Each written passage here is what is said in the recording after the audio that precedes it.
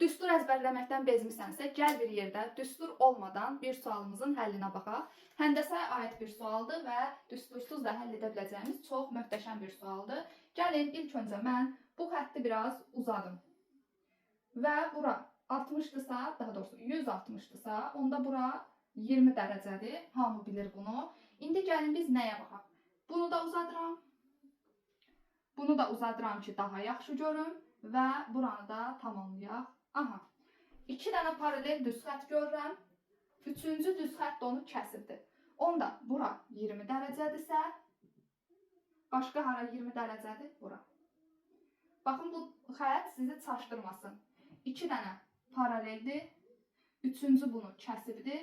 Bura 20 dərəcədirsə, onda burada 20 dərəcədir. Baxın, mən də oraya yazmışam 20 dərəcə. Tamam. 20, 40. O zaman bura nədir? 60 dərəcə.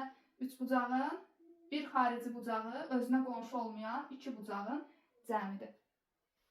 Düstur əzbərləmək istəmirsənsə, izləmədə qal.